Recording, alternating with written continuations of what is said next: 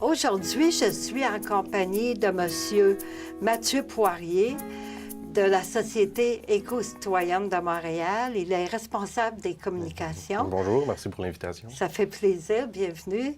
Dites-moi, qu'est-ce que c'est que la Société éco-citoyenne de Montréal? La Société éco-citoyenne de Montréal, communément appelée l'ACEM par son abréviation, c'est l'organisme qui, dans un premier temps, est mandataire du programme Écoquartier pour le district de Sainte-Marie. Puis, dans un deuxième temps, là, ayant une mission beaucoup plus large, c'est un organisme qui sensibilise, qui informe, qui mobilise les citoyens d'ici, du quartier et d'ailleurs aux grands enjeux environnementaux urbains là, à travers une multitude de projets comme les ruelles vertes, des projets qui touchent le compost, le recyclage. Il y a aussi le quartier, le projet quartier nourricier, puis la serre, là, etc. Là. Oui, Voilà. Ça couvre beaucoup de choses. Oui, c'est ça. Est-ce que ça fait combien d'années que ça existe dans le Ça quartier fait, ici, l'éco-quartier? Ça fait quand même un bon bout, hein? Oui, ça fait depuis 1995, en fait, depuis les tout débuts, depuis le moment que, en 1995, la Ville de Montréal instaure le programme Écoquartier, qui se veut un programme d'action et d'éducation environnementale. Puis, à ce moment-là, notre organisme est créé. Au début, notre organisme s'appelle simplement Écoquartier Sainte-Marie. Puis, au fil des ans, à mesure que notre mission s'élargit, le nom de Société éco-citoyenne de Montréal est adopté. Ah, c'est de là que ça vient, Oui, hein, le exactement. changement de nom. Là, on va parler de Noël éco-responsable. Oui. Qu'est-ce que vous proposez comme comportement écologique durant les fêtes? Bien, il y en a une multitude. Là. Il y en a certains sur lesquels nous reviendrons, mais l'idée de prioriser tout ce qui est local, donc les produits locaux, autant pour les soupers qu'on organise entre amis, famille, autant que pour les biens, les cadeaux qu'on offre, essayer d'éviter le plus possible la surconsommation, donc acheter des cadeaux qui sont utiles, par exemple des vêtements ou sinon des trucs qui sont durables, par exemple pour des jouets pour enfants, prioriser ce qui est en bois plutôt qu'en plastique, parce qu'en bois, premièrement, ça va être plus durable, puis deuxièmement, si ça se brise, bien, c'est réparable, alors que le plastique, souvent, ça ne l'est pas. Sinon, on va aussi conseiller vraiment d'éviter le gaspillage, notamment avec le papier d'emballage. Là, nous y reviendrons, là, mais c'est un peu ça le portrait. Oui. Avez-vous des idées, vu que pour éviter la surconsommation, hein, que les gens, c'est la ruée là, dans les magasins, est-ce que vous avez des idées de cadeaux que les gens peuvent faire, mais eux-mêmes à offrir? Les idées de cadeaux, c'est sûr qu'on peut, on peut créer des cadeaux soi-même. C'est toujours le fun de recevoir quelque chose qui est personnalisé, qui est original. Mais il y a aussi toute l'idée du réemploi. T'sais, on a beaucoup de trucs à la maison qu'on ne se sert plus, mais qui peut faire facilement le bonheur des autres.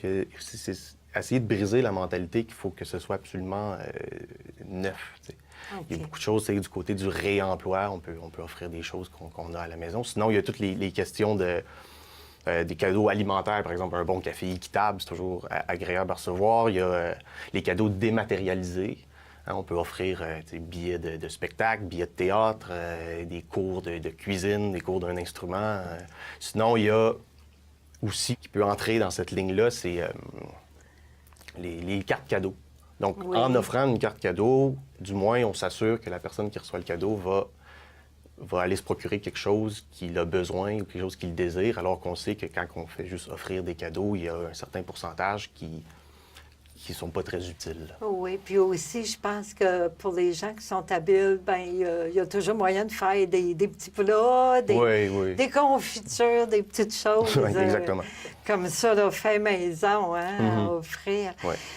Concernant les sapins de Noël, est-ce que, selon vous, est-ce que c'est mieux d'avoir un sapin de Noël artificiel ou naturel? Ça, c'est une question qui revient toujours. C'est une question qui est assez complexe. C'est difficile de statuer entre les deux. Bon, si on prend le sapin naturel, l'ensemble des sapins naturels qui sont sur le marché durant les fêtes, heureusement, c'est des sapins qui sont plantés expressément pour ce marché-là. Donc, c'est pas comme si on privait l'environnement d'un arbre. Donc, c'est des arbres qu'on a plantés, des arbres qui ont poussé. Dans une certaine mesure, on peut dire que ces arbres-là ont été bénéfiques pour l'environnement.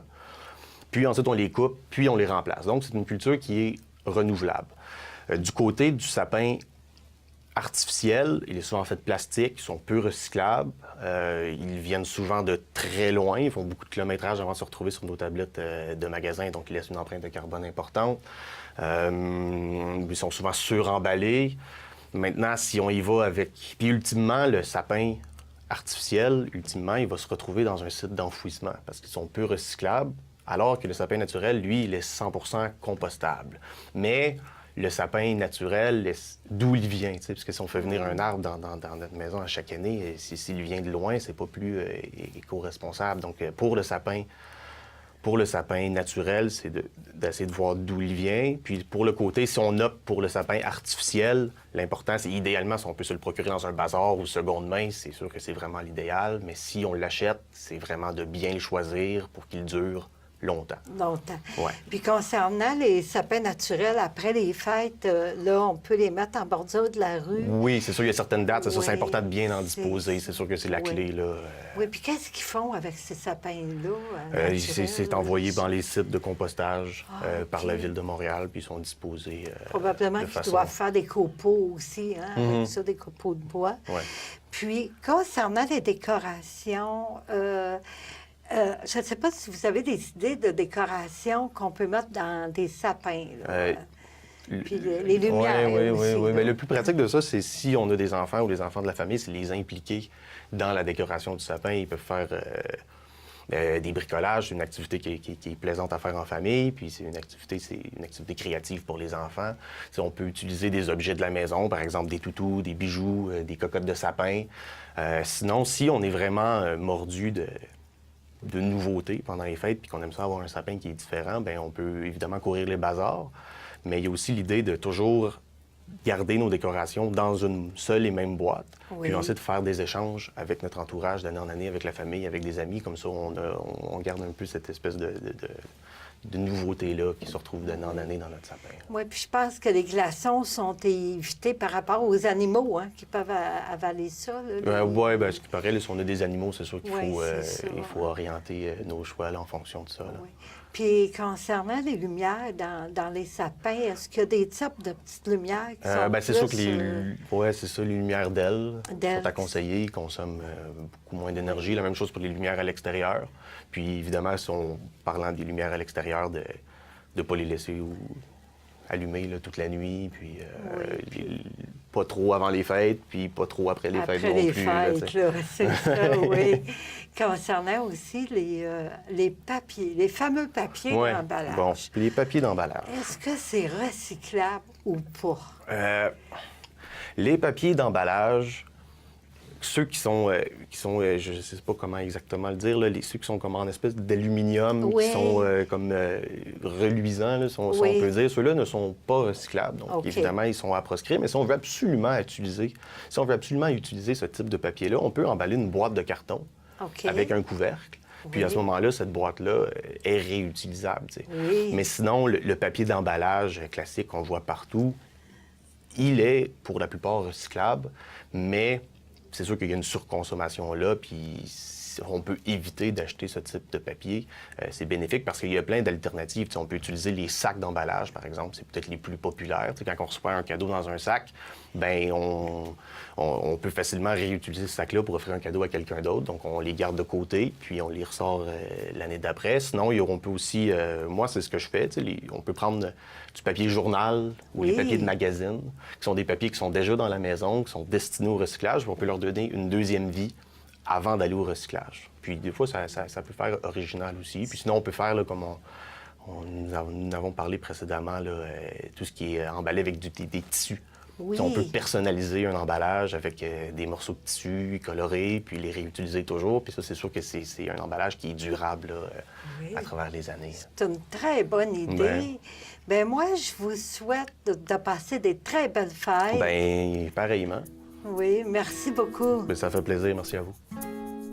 La Société éco-citoyenne de Montréal est située au 2187 rue Larivière.